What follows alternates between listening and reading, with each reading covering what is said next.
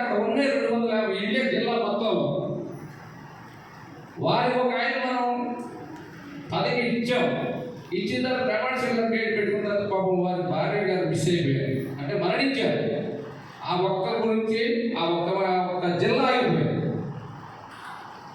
మరి శుభ్రంగా ఏమీ లేదన్న ఆలోచిస్తారు. కానీ వాళ్ళు 2 సంవత్సరాల నుంచి జిల్లా అధ్యక్షులు ఏంటి, గ్రామాధ్యక్షులు ఏంటి, చాలా చక్కని కార్యక్రమం చేసుకుంటూ ముందుకు వెళ్తున్నారు. చేయండి, ఉపయోగపడండి. ఆదివాసులకు ఉపయోగపడాలని నేను మీకు మనం చేస్తున్నాను. అందరూ చేస్తున్నారు. మరి మీ గ్రామాల్లో చిన్న చిన్న ఆదివాసులు ఎంతమంది ఉన్నారో మీకు తెలుసు. మీ గ్రామంలో ఇప్పుడు నారా శ్రీనివాస్ గారే ఉన్నారు. ఈ సంవత్సరానికి 4 లక్షలు 3 లక్షలు ఖర్చు పెడతారు. అందులో ఆదివాసులు ఎంతమంది తీసుకొస్తారు? మీరు కావాలి ఎవరికైనా ఇచ్చుకోండి. ఎవరిని మీరు మీ గ్రామంలో కానీ మీ పక్క గ్రామాల్లో కానీ చిన్న ఆదివాసుల్ని ఎలా పైకి తీసుకొస్తారు అంటే మిమ్మల్ని అనగా చెప్తున్నాను మీకు.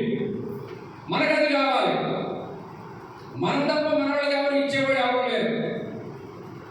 ఒక్కళ్ళు కూడా మనకు చూసేవాళ్ళు ఉండరు. మీరు ఎన్ని కోట్లు ఖర్చు పెట్టినా మరి మన ఆదివాసులు ఎవరు చూస్తున్నారు?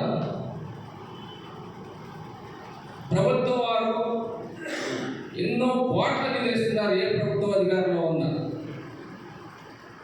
మరి మనం ఎక్కడి నుంచి అయినా మనం ఖర్చు పెట్టేది ఆదివాసులకు ఉపయోగపడితే అమ్మవారు సంతోషిస్తారు. మన ఆలయంతో సహా.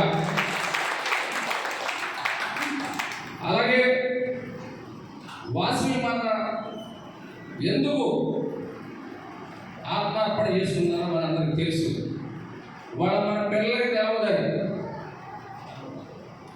101 దంపతులు అమ్మవారు అంటే 102 గోత్రాల వారు ఒకేసారి ఆత్మార్పణ చేసుకున్నటువంటి కులం మంది. మహాత్మా గాంధీ గారు ఉన్నారు, పొట్టి శ్రీరామ్ గారు ఉన్నారు, లాలా లజపతి రాయ్ గారు ఉన్నారు, సముద్రగుప్తుడు ఉన్నాడు, మౌర్య సామ్రాజ్య అశోక చక్రవర్తి ఆదివాసుడు. ఈ ప్రపంచాన్ని ఎంతమంది రాజులు పరిపాలించిన మన వయసు రాజులనే మెచ్చుకున్నారు చరిత్రకారులు.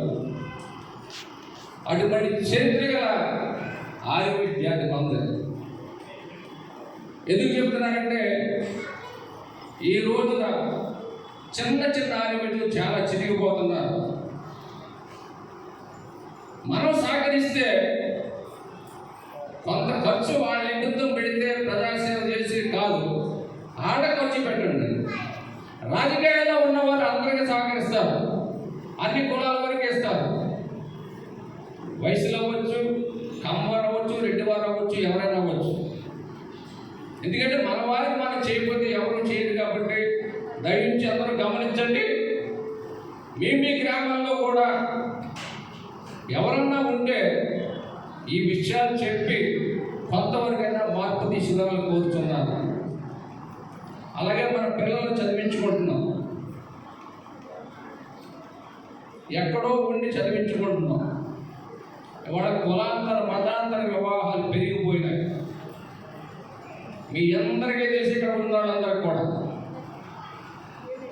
30 దాకా కూడా పెళ్లి చేయట్లేదు. మా పిల్లడికి అసలు ఆడపిల్లకి అలా పెళ్లి చేయట్లేదు. 35 ఏళ్ళు వచ్చిన వాళ్ళు ఉన్నారు. నాకు నేను చూస్తున్న 3 మంది.